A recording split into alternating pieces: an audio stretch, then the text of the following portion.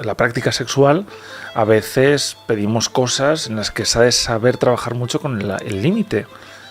Claro, si hay una discapacidad intelectual, tal vez hay una dificultad de entendimiento, por ejemplo. Exacto. Y tal vez dices, pégame un poco, ¿no? Por ejemplo, y acaba pegándote una paliza. ¿Puede pasar? Puede pasar, igual que puede pasar con una persona que no tiene discapacidad intelectual. ¿Hay una mayor facilidad de sufrir un abuso sexual a una persona que sufre? Es más fácil llegar a ellos porque son más inocentes en cierta manera, es decir, son personas que son muy cercanas, son más fácil de manipular. Tú tenías unas prácticas normalizadas y de golpe por tu situación no puedes. Y no solo hablo de que haya una amputación de un miembro o sino una enfermedad crónica que por la medicación te es imposible tener una erección. Por eso hay esas opciones de implantes para que realmente se pueda dar la erección. Pero no es el mismo gusto. Claro. Tienes que aprender o tienen que aprender a cómo disfrutar de esa nueva forma de tener placer. Bienvenidos a Entre Neuronas, soy Javier Rigau, psicólogo, y hoy nos volvemos a encontrar con Nerea, psicóloga, y volvemos a lo que hicimos en un inicio con ella, hablando sobre la sexualidad. ¿Cómo estás, Nerea?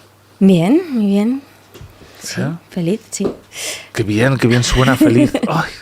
Y, hombre, hablar de felicidad y sexualidad suele ir atado, sí. Si hay sexualidad y no hay felicidad, malo. Vale. Sí. Pero claro, una cosa que nos quedó pendiente en el primer capítulo que grabamos contigo fue sobre sexualidad y discapacidad. Uh-huh. ¿Cómo van atados? ¿Cómo se practica? ¿Cómo una persona, tú dirás? A ver, toda persona es un ser sexuado, ¿vale? Nacemos como seres sexuados, independientemente de XXXY o como tú te veas como persona, ¿vale? Entonces, tener una discapacidad no implica que no haya sexualidad.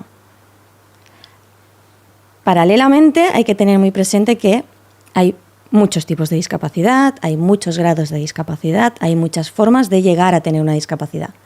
No todas las discapacidades son de nacimiento, sino que muchas de ellas son discapacidades sobrevenidas que se dan a partir de un accidente, una situación del día a día o una enfermedad crónica.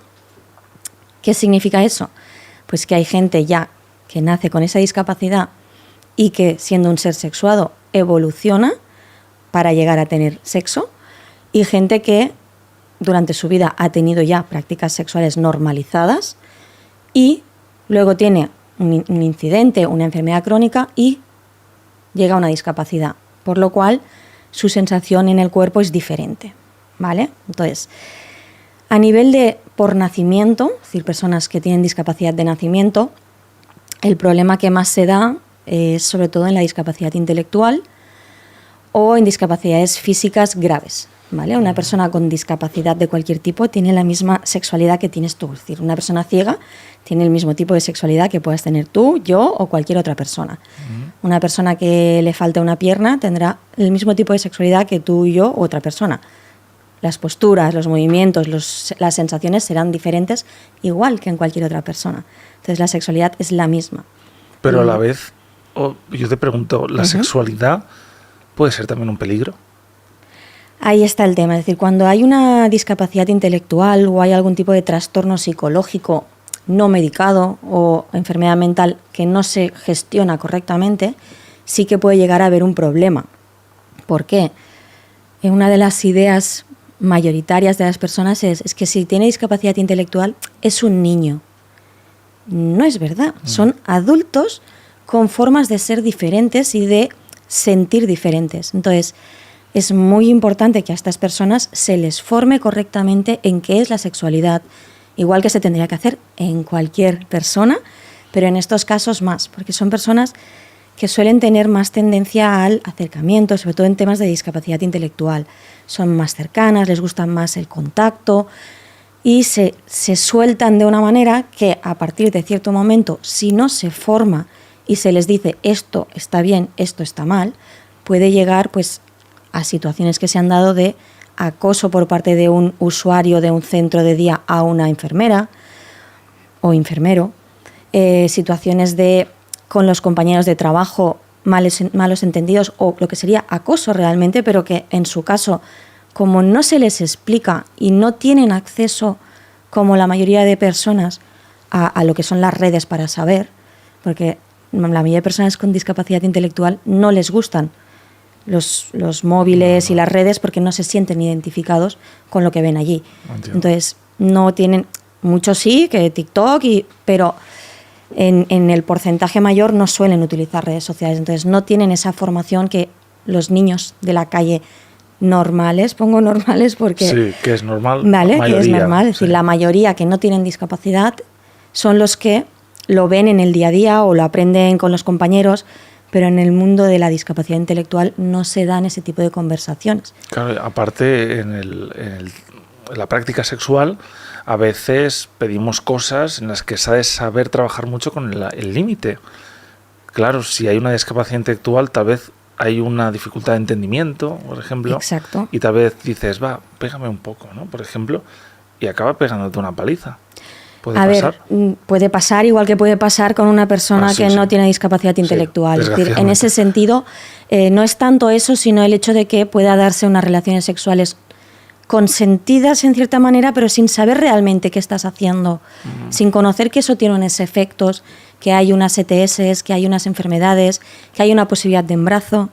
Es decir, algo que pasa muchísimo es que a las personas con discapacidad, automáticamente, discapacidad intelectual o trastorno mental, se les pone la hormona, se les pone el implante para que no puedan ser mamás o papás.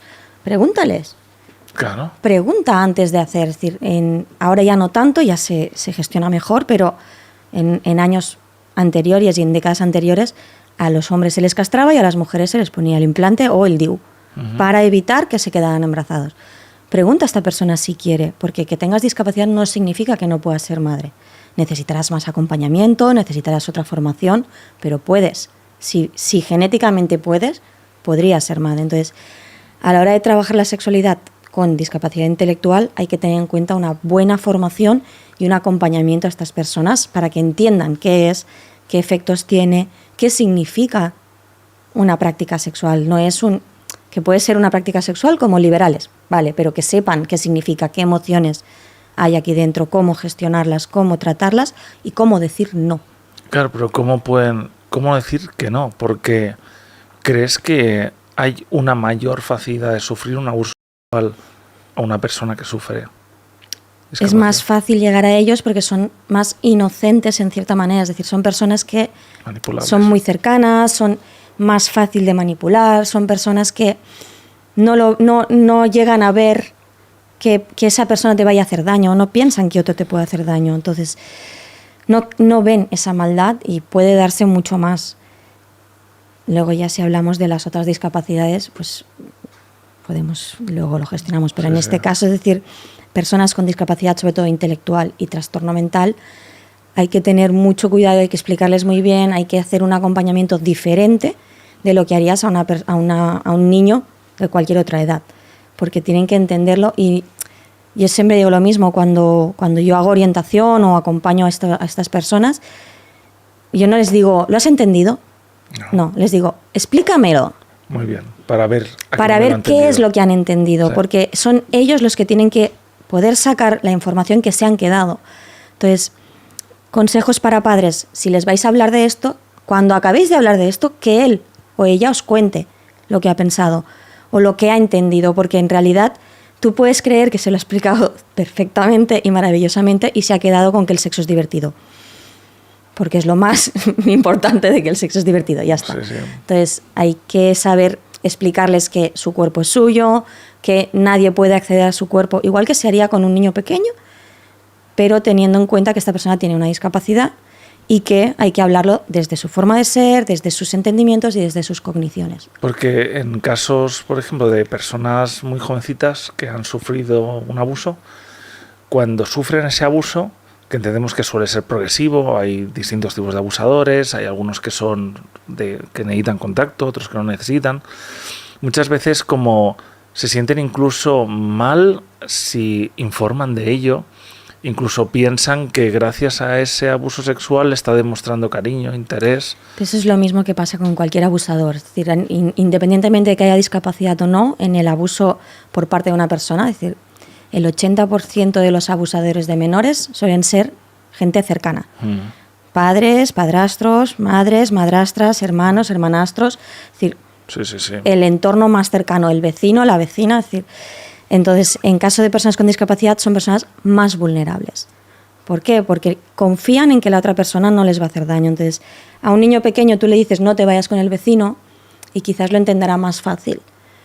Ellos no ven que haya esa maldad. Entonces, ahí sí que hay que tener ese ojo, tener mucho cuidado, pero sobre todo educar. Es decir, es como en cualquier otro ámbito, independientemente de la discapacidad, una buena formación en sexualidad a nivel de cada una de las edades es básica para que no haya problemas. Claro, pero ¿qué nivel de razonamiento puede tener una persona con discapacidad? No sé, pongamos moderada, que suelen tener un coeficiente de 55 más o menos, bueno, por ahí, ¿no? Moderada. Por ejemplo, ha sufrido, no sé, está una chica, discapacidad moderada, intelectual moderada, y ha tenido sexo, en este caso anal, y ella no quería sexo anal. Pero ¿a qué nivel puede razonar en que realmente no quería hacerlo, realmente le ha afectado? Ahí está, por eso, antes de que llegue eso hay que explicarle qué es lo que sí, qué es lo que no, o que ella puede decir hasta aquí. Entonces hay que enseñarles eso. Pero si no se lo ha explicado y le ha sucedido... Pues ¿cómo? es lo mismo que cualquier otra persona puede poner una denuncia por abuso por alguna práctica. Habrá que hablar con esa persona, ver hasta qué punto eso le ha hecho daño, hasta qué punto ella ha informado o no ha informado de que quería o no quería. Por eso es importantísimo, lo que digo siempre, la prevención, la formación. Porque si no prevenimos estas situaciones, luego se dan. Porque claro, con esa discapacidad, ¿a qué nivel de conocimiento propio puedes saber que has sido abusada? Es que ahí está, dependerá de cada persona, de los aprendizajes anteriores, de las ideas, de qué formación haya tenido y hasta qué punto hay una afectación. Entonces, sea lo que sea, será un abuso, dependiendo también de la edad y de la persona que lo haya realizado. Independientemente de que sea con discapacidad o no, habrá un abuso, porque es una práctica que si no había consentido es un abuso. Claro.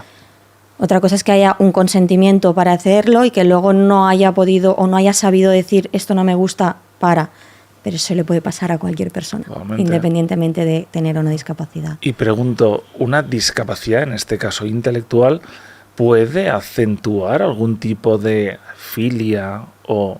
Suele suele darse que son personas más sexuadas.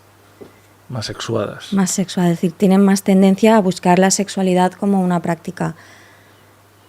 Sobre todo en tema intelectual límites, son personas mucho más que quieren jugar mucho porque también es algo que no se les explica. Entonces, cuando a ti te lo explican, lo conoces y sabes que eso es una práctica que puedes realizar o no realizar, que no es necesaria, también se pueden dar más tendencias a la adicción.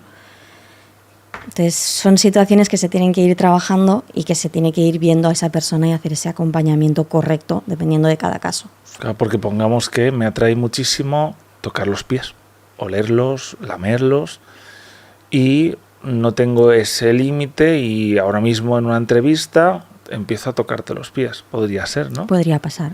Pero ahí la persona a la que le haces eso es la que tendrá que pararte y decirte, para. Y será la que te tendrá que enseñar que eso no es correcto en ese momento. ¿Y tendrá facilidad de entenderlo? ¿No lo verá como un rechazo y le puede generar...? Claro, puede verlo como un rechazo, pero en realidad como persona que recibe eso eres tú quien tiene que decir, páralo, porque no me gusta o no quiero. Entonces, siempre en cualquier relación sexual hay dos o más personas involucradas, hay que tener ese consenso. Entonces, tendrás que explicarle por qué no, pero igual que le tendrás que explicar a cualquier otra persona. Pasa que será a nivel de esa persona, con la forma de entender de esa persona y tendrás que adaptarte mínimamente. Si tú estás con esa persona es que ya sabes que esa persona tiene una problemática de discapacidad intelectual. A ver, no se suele dar que tal cual llegas a una cita se te pongan a comerte los pies. No suele pasar, creo. A mí no me ha pasado nunca. Bien. Pero ¿cómo sabes en qué edad empezarle a enseñar eso? A la misma que cualquier niño tendría que recibirla. ¿Y quién lo ha de enseñar? ¿El padre? ¿La escuela? ¿La madre? La problemática suele venir en que en la familia, en todas las familias, es muy difícil hablar de sexo. En la mayoría de familias, un padre o una madre hablar a su hijo de sexo cuesta. Cuesta, sí. Entonces sería importante que en colegios, institutos, es decir, colegios, estoy hablando de primero de primaria, es decir, hay que explicarles a los niños qué es el cuerpo, que el cuerpo es tuyo, qué partes del cuerpo las puede tocar cualquiera y qué partes del cuerpo no tiene que tocarlas cualquiera, porque luego se evitarían muchos abusos. Y si alguien viene y te toca esto, tú tienes que decir no, y tienes que ir a tu mamá, a tu papá y decirle, ¿qué tal me ha tocado esto? Y me ha dicho que no te lo cuente. Generar como un entreno de actuación frente a... Exacto. Es necesario, a partir de los 6-7 años ya se tendría que hacer esto en los colegios. Y paralelamente formar a los padres en cómo hablar de sexualidad con los hijos. ¿Tú crees que hablar de sexualidad en las escuelas puede llegar a generar un sesgo de lo que quiere y no quiere? Claro, pero como cualquier otra formación. Entonces, ¿es bueno que se hable de sexualidad en las escuelas? Se tiene que hablar de sexualidad, pero de forma científica y adaptada a cada una de las edades. Es decir, no tenemos que ir ahí a decir, es que si eres niña vas con el pelo así. No, es decir, hay que ir a explicarles qué es el cuerpo, qué significa la sexualidad, dependiendo de la edad. Es decir, a niños pequeños se les tiene que decir eso, pues no te pueden tocar ni aquí, ni aquí, ni aquí. Y si te tocan, tienes que ir a tu papá o a tu mamá o a una persona adulta de tu familia, porque puede ser el papá o la mamá quien esté haciendo eso, y decirle lo que te está pasando. Y si no tienes ningún adulto, a tu profe del cole. Y formar a profes y formar a padres para que entiendan que eso es algo que ellos también tienen que aprender a hablar. Esos niños ya crecerán con esa formación y ya sabrán darla. Pero si no empezamos ya, vamos a seguir con las mismas problemáticas que tenemos ahora. Pero y cuando hablamos también sobre los gustos, ¿no? Pongamos que tú eres chica y ya desde muy pequeñita sabes que te atraen las chicas, ¿vale? Pero en la escuela explicamos que también te pueden atraer los chicos, también te pueden... Claro. Si te doy esa información, ¿te puedo generar dudas de tal vez me gustan también los chicos? Pero son dudas que tú podrás ir resolviendo. ¿Qué mejor que una duda y que puedas comprobar esa duda? Si tú te quedas siempre, si no te crean dudas, no creces. Y tú creces a partir de la duda. No sé si esto lo sabré hacer, voy a probar. No sé si esto me gustará, voy a probar. No sé si este libro me gustará, me lo leo. ¿Y crees que es bueno tener tantas opciones? Quiero decir, que hayan tantos tipos. Claro. ¿No crees que puede generar mayor duda de qué soy, qué me gusta, qué...? Si crea duda, es algo que con el tiempo vas a poder ir solucionando y sabrás que hay una persona ahí a la que le puedes ir a preguntar, porque ese mismo formador o esa misma profesora te podrá ayudar si se les ha formado.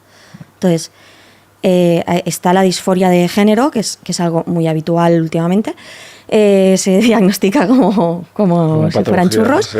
¿Vale? Entonces, eso se da, pero se da porque hay tanto conocimiento en redes y nadie a quien consultarle directamente me siento así o no me siento así. Es decir, se necesitan psicólogos pues que a los que puedas ir a preguntar esas dudas. Pues que me he encontrado casos de personas que se sienten, por ejemplo, género no binario, género fluido, pero luego va y te dice, soy gay, ¿sabes? Y dices, entonces... y luego te vuelve a venir y dice, no, soy género no binario. A ver, ¿qué te gusta? ¿No? Pero porque tienen tanta información que no saben elegir, pero eso también es porque no saben elegir. Y queremos que elijan. Queremos que elijan. Ese es el problema. No es que no sepan elegir, es que queremos que elijan. Es decir, ¿qué más da cómo te sientas? ¿Estás feliz? ¿Estás bien? ¿Te sientes bien contigo mismo? Sí. Pues ¿qué más da binario, no binario? Sí, rebinario. Así, ¿no? Exacto, es decir, en realidad no es la etiqueta lo importante es cómo tú te sientes contigo y con los demás. Entonces, en ese sentido, a nivel de sexualidad, tenemos que dejar que las personas se entiendan, pero para que se entiendan tienen que conocer. Si no se les explican las opciones y las posibilidades, se van a quedar con hombre-mujer, hetero, gay, lesbiana, boyera.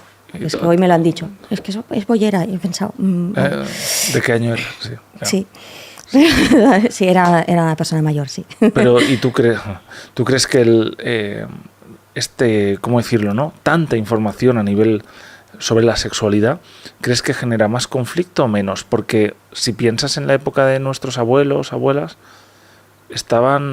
¿fue bueno esa falta de información? ¿Vivieron más tranquilos? No podemos comparar la época de nuestros abuelos con nosotros. ¿Por Pero qué? sí. ¿Por qué? Porque no había internet, no había móviles, no había información. Tú vivías en un pueblo donde no sabías ni lo que pasaba en el pueblo de al lado. Como mucho tenías el periódico que te contaban las 4 cosas importantes que habían pasado en la ciudad, Sí, porque de tu pueblo no salía. ya. El que se había matado ahí con el carro no salía en el periódico. El cotilleo en el supermercado Exacto, o en la es iglesia. decir, no podemos comparar las relaciones sexoafectivas de mis abuelos con las que yo pueda tener porque ha evolucionado. Hemos evolucionado. Sí. Hemos evolucionado, pero entiendo que añadiendo mayores necesidades al Porque- conocimiento. Exacto, pero porque también nos hemos hecho más complejos como personas. Es decir, mi madre o mi abuela tenía la formación de costura. Yo sé inglés, sé psicología, sé de derecho, sé de Power BI, tengo formación en primeros auxilios.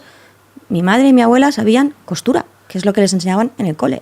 Y ya. Entonces no podemos comparar esa mentalidad que solo tenía esa información y que vivía en un entorno donde se vivía así y era así y ya está, con nosotros que tenemos mucha más visión del mundo, mucha más información.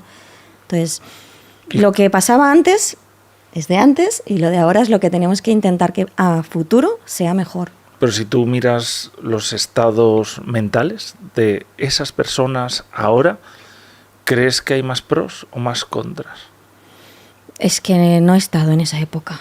Posiblemente en esa época habían depresiones, pero no se contaba. Era la loca del pueblo.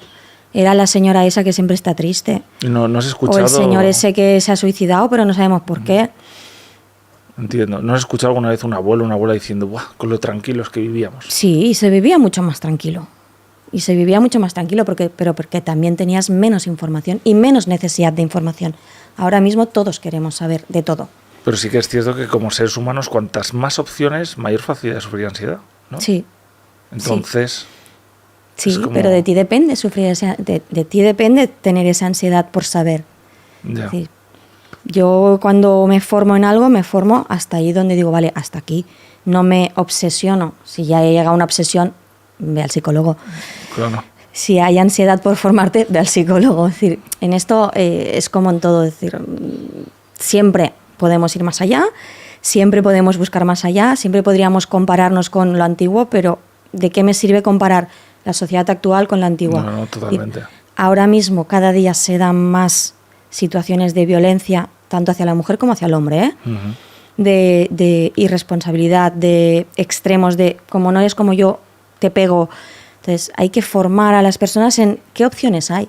Si solo creo que hay hombre y mujer, cuando vea algo diferente, y ya me voy a poner ahí de, ¿y si me quiero convertir? Sí. Y si, entonces, ostras, no funciona así, nadie te va a venir a convertirte a gay.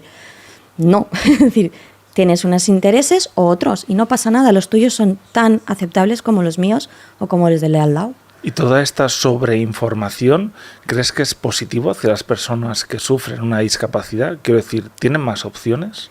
Creo que el saber es bueno para poder protegerse. Entonces, pero a nivel de todo, ¿eh? No solo en discapacidad. Entiendo. Es decir, hay que tener muy presente que a más sabes sobre ciertos temas, más te puedes proteger antes de que te pase nada. Porque si no sabes que estás en un barrio malo, tienes más probabilidad de que te roben el reloj. No, claro. Entonces, si sabes que estás en un barrio malo, es más difícil que te roben el reloj porque lo llevarás escondido, no lo llevarás enseñándolo. Entonces, las personas con discapacidad intelectual son personas que tienen ciertas necesidades y cierto nivel de complicación a la hora de entender el entorno, que es bueno que tengan esa formación para evitar que pueda pasar algo. Que puede que no pase nada, pero evitamos que pase algo. Claro. Y ahora imaginemos que ya dejando a un lado la discapacidad intelectual pasamos a una discapacidad física, que entendemos que también puede generar problemas mentales. Vale, pongamos que se ha quedado discapacitado de ombligo hacia abajo, de cadera Vale. hacia abajo. Y ya de costumbres que tenía de práctica sexual, de me pongo encima, te pones arriba, ¿vale? De golpe. Desaparece esa desaparece. posibilidad. ¿Qué hace? Reconstruirte. igual que en todos los otros ámbitos de tu vida. Lo que pasa es que por norma se suele dejar a un lado inicialmente. El sexo. Inicialmente, ¿eh? Sí, entiendo. Cuando una persona sufre un accidente y se queda en una situación que todo su ser deja de ser lo que era, primero se prioriza el arreglar otras cosas, el poder encontrar un trabajo, el poder aprender a estar en mi casa, a moverme en mi casa, a poder ducharme solo, a coger ciertas... Entonces, una vez ya eso está situado, se puede volver a hablar de prácticas sexuales. ¿Qué pasa? Que ahí ha podido pasar mucho tiempo y el volver a aprender es aprender qué opciones tienes. Entonces, hay 1000 opciones, como dije en el podcast anterior, no es solo la penetración y no es solo la penetración a ti o a la otra persona, es decir, hay muchas prácticas, hay juguetes, hay 1000 cosas que puedes utilizar para practicar sexo con tu pareja. ¿Qué pasa? Que se les tiene que enseñar estas cosas, porque mucha gente el sexo es esto, hay unas cosas estipuladas y si esto no lo puedo hacer, no puedo hacer nada.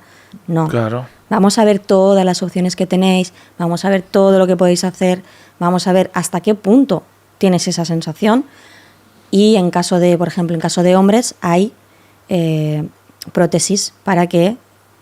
O sea, prótesis del miembro. Sí, hay prótesis, no, hay unas ventosas, bueno, unos globitos que se ponen dentro para que se ponga erguido. Ah, vale. Entonces, eso Vale. junto con vaselina o algún tipo de lubricante se puede utilizar. Vale, pero ahora imaginemos que tienes una falta del miembro, ¿vale? Una amputación. Una amputación y no puedes estimulártelo directamente. ¿El cerebro generará un miembro sustituto? Quiero decir, tal vez te tocas el hombro y sientes esa sensación. A ver, normalmente el miembro... Miembro fantasma. El miembro fantasma se da de la misma zona, es decir, ¿por Vale. qué? Porque las terminaciones nerviosas acaban aquí. Es decir, tú notas como si te picara la mano, porque en realidad esas terminaciones son las de tu mano y tu cerebro detecta que ahí tendría que estar la mano. Entonces tendría que ser en alguna zona. Sería por la zona de ahí, entonces el contacto ahí, aunque haya sido una imputación, daría una sensación de me están tocando. ¿Y se podría generar algún tipo de sustituto a la eyaculación? Aquí ¿O quedaría me pillas. impedido? Depende. Es que, claro, depende si realmente hay afectación de los conductos. Entonces, dependerá de la afectación de amputación que tenga esta persona. Claro. Pero si realmente la amputación ya no hay Si hay, orificio de salida. si hay conductos, si hay testículos y hay conducto y hay zona de salida, porque tiene que haberla para poder Claro. orinar y para poder hacer todo, tendría que haber una salida. Entonces, por ahí puede eyacular. O sea que no habrá lo que sería el... Ya, pero me imagino la persona que tiene la bolsita en la que hace, ¿no? Sí. La orina y de golpe sale esperma. No A ver, sería... se puede dar, pero Ya. esa bolsita se vacía y ya Bueno, está. no, ya, pero no lo he Si escuchado nunca, pero- internamente está correcto, si toda la parte de dentro está correcto, se puede dar eyaculación. Porque si no... Pero claro, es porque la excitación no es con el miembro, es con todo lo demás. Entonces no es solo. Pero normalmente El pene. Claro, pero cuando una persona se masturba o hace una práctica sexual, a veces el motivador de la propia práctica es llegar al final, ¿no? Sí, Y si ese es un gran problema, pero sí. te quedas en final... No siempre se necesita llegar al final. No, estoy totalmente de acuerdo. Pero Es una idea muy marcada, sobre todo en hombres, con perdón, de que se necesita la eyaculación sí o sí para disfrutar. Entonces, dentro de las prácticas sexuales, por ejemplo, está la eyaculación, pero está también el sexo tántrico, en el que no llegas a eyacular. Entonces, no se necesita, es decir, hay prácticas que se pueden buscar y realizar y aprender para poder disfrutar de un orgasmo sin necesidad de eyaculación. porque en el sexo tántrico hay contacto. Depende del nivel de sexo tántrico. Hay muchas opciones de sexo tántrico. En teoría no hay contacto, es más áurico y Sí. mental, pero Que sería como el también hay nivel masaje más- tántrico, también hay... Vale. Entonces, se trabaja más desde la sexualidad de la mente, Pero claro, hace falta mucho trabajo para eso, ¿no? ¿no? Aprendizajes. Porque a la gente le gusta lo fácil y... Claro, ahí está el problema. En la sexualidad suele pasar, nos gusta lo fácil y luego ¿Y crees que una persona con discapacidad física le puede generar una depresión esa imposibilidad? Exacto. Puede dar una depresión, puede dar problemas de ansiedad, angustias, porque en realidad, es decir, tú tenías unas prácticas normalizadas y de golpe por tu situación no puedes. Y no solo hablo de que haya una amputación de un miembro o sino una enfermedad crónica que por la medicación te es imposible tener una erección. Entonces, por eso hay esas opciones de implantes para que realmente se pueda dar la erección. Pero no es el mismo gusto. Claro. Tienes que aprender o tienen que aprender a cómo disfrutar de esa nueva forma de tener placer. Porque igual que han tenido que aprender a cómo moverse por casa o a qué medicación me tengo que tomar o qué necesito en el día a día para estar bien, también tienen que aprender en el ámbito sexual. Pero lo que he escuchado repetidas veces de personas en silla de ruedas o símiles, me han llegado a decir, yo es que sin sexo vivo muy tranquilo. Sinceramente, desde que no tengo sexo, súper tranquilo. ¿Es necesario el sexo para la vida? No, necesario no. Es divertido, sí, necesario no.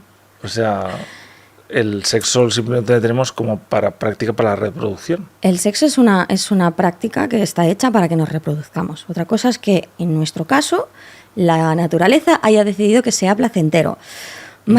Y lo ha decidido. No sé en los animales cómo será, pero a nosotros nos suele dar placer. Entonces, lógicamente, a menos sexo tienes, menos necesidad de sexo se tiene. Como si fuera una adicción. Exacto. De ahí que se den también adicciones al sexo. ¿Se podría llegar a desarrollar una discapacidad por esa adicción? La ninfomanía como tal no se considera discapacidad a día de hoy, que yo sepa. Aunque te puede imposibilitar hacer muchas cosas. Exacto, entonces habría que ver qué tipo de afectación tiene en tu día a día y dependiendo de esa afectación podrías llegar a solicitar un certificado de discapacidad.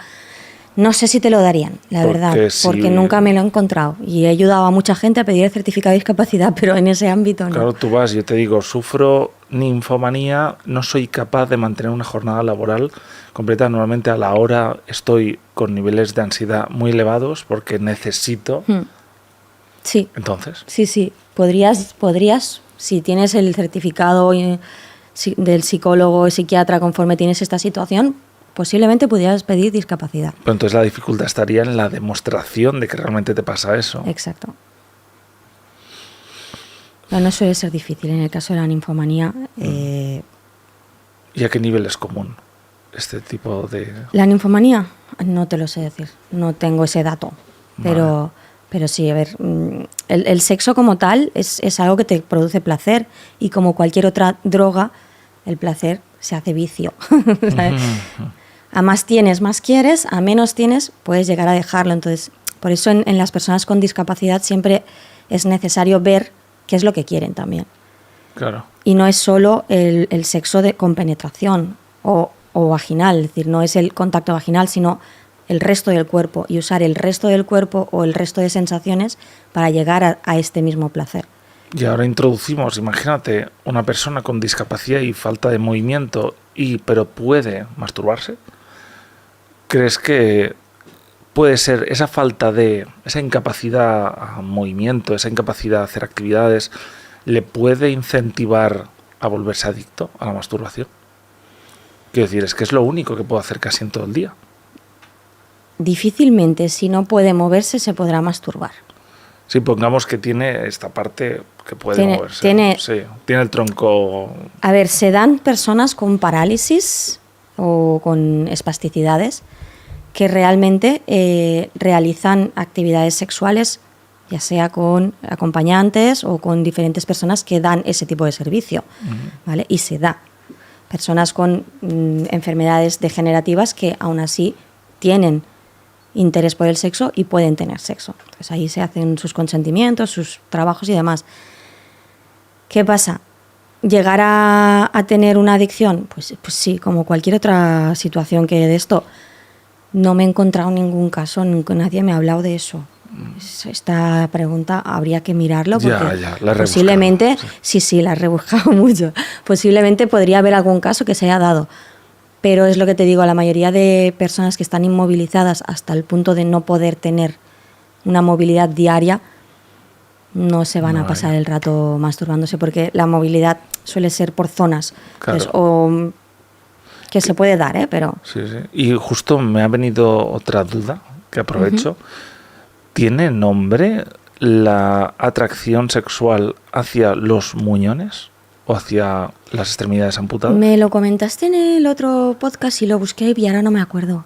¿Sí? Te lo prometo, te lo voy a decir y lo ponemos ahí escrito en la descripción. Supongo que algún nombre pero tiene. Sí, es una filia y tiene nombre, sí. ¿Y cómo puede desarrollarse esa filia? Igual que cualquier otra filia, es decir, las filias se desarrollan porque en cierto momento lo has vivido y lo has disfrutado. Claro. Entonces, igual que tú te acuestas con una chica y te gusta que lleven tacones y te da filia por los tacones porque lo has asimilado como algo sexualmente atractivo, si te has acostado con alguien que tiene un muñón, te puede llegar a crear esa filia. O porque continuamente ves ese tipo de sexo porque te gustan ese tipo de personas.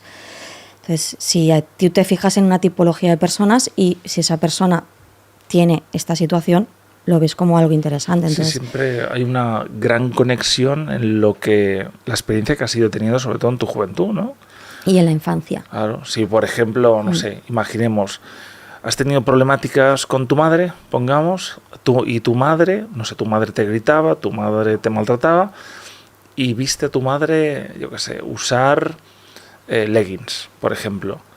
Y cuando eres ya adulto, tienes un rechazo a ver leggings. Y dices, ¿por qué no me atraen? O los tangas, por ejemplo. Veo un tanga y digo, ¡ah, qué asco! ¿Cómo no te atrae un tanga si lo normal es que te atraiga?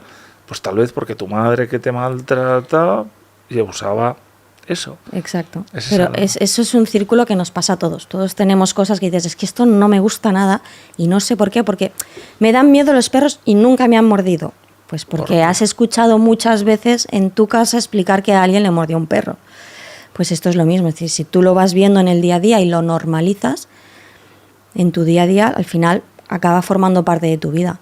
Sí, dentro de la formación que hice de sexualidad para la discapacidad, hubo un ejercicio que me marcó mucho, que fue imagina una pareja delante de una chimenea practicando sexo. Y todos los participantes pusimos lo mismo. Un chico y una chica de unos 30 años, desnudos, ella con el pelo largo, él con el pelo corto. Hicimos más o menos la misma. ¿Y por qué? Porque antes de hacer esta formación ni me planteaba que las personas con discapacidad o que les faltara un miembro practicaran sexo. No me lo planteaba y no lo tenemos como algo del día a día. No. Es decir, cuando estuve en Cap d'Aix, aquí en Francia, me encontré mucha gente pues con silla de ruedas, gente con la muleta, que le faltaba una pierna, y iba con unos amigos y ella me decía, es que se me hace raro verlos. ¿Por qué? Porque no está acostumbrada a ver personas con discapacidad, porque no se mueve en un círculo con personas con discapacidad. Entonces, no estamos acostumbrados a que eso esté en nuestro día a día. Entonces, por eso también a veces se nos hace raro pensar que esto pueda pasar. Y así con muchas más cosas. O sea, hay muchísimas cosas que de golpe te lo dicen y dices, wow, ni me lo había planteado. Es cierto. Y en ese ejercicio me hizo mucha gracia porque nadie pensó en una persona ciega o en una persona sorda o en una persona que le faltara una pierna. Nadie pensó en eso. Todos pensamos en una pareja de unos 30 años practicando sexo delante de la chimenea. Sí, sí, literal. Pero eran perfectos, ya te digo, la imagen de todos eran perfectos. De anuncio. Exacto, no tenían ni un fallo, ni una arruga, ni una... Barbie Ken. Exacto, es decir, es lo que tendemos a crear en nuestra mente. Y en este sentido es lo mismo, es decir, la sexualidad es algo que creamos en nuestra mente, el aprendizaje es algo que creamos en nuestra mente y todos los aprendizajes acaban creando unas cogniciones a futuro que tienen que ver con nuestras filias y con nuestros intereses sexuales. Sí, sí. Yo tengo un familiar que va en silla de ruedas y se ha caído de un árbol. O sea, imagínate. Y va en silla de ruedas desde hace muchos años y hasta que no me puse a estudiar psicología no se me generó la duda de, oye, ¿y tú cómo practicas el sexo? ¿Sabes? No, me recuerdo que me respondió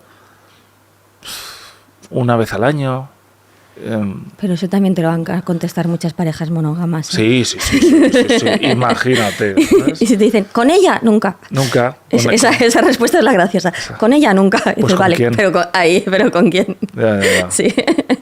Pero no, y me acabó diciendo, es que sin sexo estoy bien. Es lo que has dicho. Pero es que es eso, es decir, incluso si miramos las monjas, los capellanes, en teoría no tienen sexo. Digo en teoría, ¿vale? Teoría. Entonces son personas, es decir, yo lo digo porque mi tía es ex monja, es decir, ella salió del convento, pero ella es virgen.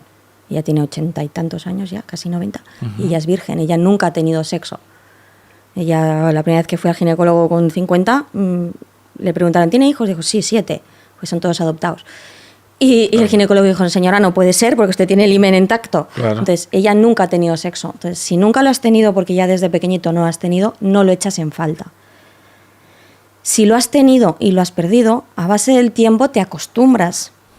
Es como cualquier otra necesidad que acabas dejando a un lado porque como no es algo que necesite para sobrevivir, me adapto a que no lo pueda tener. ¿Qué pasa? Que sí se puede tener sexualidad sin tener sexo. Es decir, sexualidad sin tener sexo con penetración. Es decir, tú puedes estar paralizado de cintura para abajo y tener una sexualidad sana en la parte de arriba. Poder disfrutar de la boca, poder disfrutar de las orejas, de los sentidos, de las manos, del placer de la sexualidad sin necesidad de... Pero con entrenamiento. Exacto. Y con acompañamiento, porque la mayoría de veces no se sabe que eso se puede. Claro. Y no te lo planteas, porque no es algo prioritario. Claro, pues para eso hace falta que tengan esa iniciativa, ¿no? O esa persona que les guíe para llegar hasta ti. O simplemente planteárselo de decir, ostras, ¿puedo? Voy a probar. Exacto. Pero como ya no, en muchos casos las personas que es sobre todo discapacidad sobrevenida no se plantean volver a ser los mismos. Lo que más oigo es que no soy yo. Sí, eres tu nuevo yo. Exacto. Eres otro yo. Y este yo puede ser tan feliz o más que el anterior, porque conozco mucha gente que me dice, soy más feliz ahora que cuando tenía piernas, porque han aprendido muchas cosas, porque han vivido muchas cosas y ahora viven la vida desde la idea de wow, tengo una vida completa y me he salvado. Es decir, solo he perdido las piernas. Tuve un accidente y solo he perdido las piernas. Es verdad. O tuve un accidente y solo he perdido los brazos. Puedo seguir caminando, puedo seguir trabajando, puedo seguir haciendo mi vida. Entonces no he perdido la vida, he perdido una parte de mí, pero sigo siendo yo. Pero llegar a ese punto es muy complicado y sobre todo en el ámbito sexual, nuevamente se suele dejar a un lado y... Resiliencia, ¿no? Podemos Sí. decir. Sí. Es difícil, es duro, pero necesario, sin duda. La verdad es que son temas muy complejos, son temas que en realidad tampoco se hablen mucho. Incluso existe muchísimo desconocimiento, pero la verdad es que te agradezco mucho que hayas podido compartir, ¿no? Tu punto de vista, tu experiencia, sin duda. Y bueno, esperemos que la gente le interese conocer sobre ello, ¿no? Ya que lo tiene realmente a punto de un clic y ya está. Sí. ¿No? Pero muchas veces se centra en sí misma y poco más. Pero es importante, ¿no? Conocer de quiénes estamos rodeados, las capacidades, las dificultades, los problemas. Es importante, pero de nuevo te agradezco mucho que hayas podido venir hoy. A ti un placer. Igualmente. Y bueno, ya sabéis que con un simple clic, dándole al like, sobre todo conocer vuestra opinión y suscribiros al canal y así seguimos creciendo. Nos vemos pronto.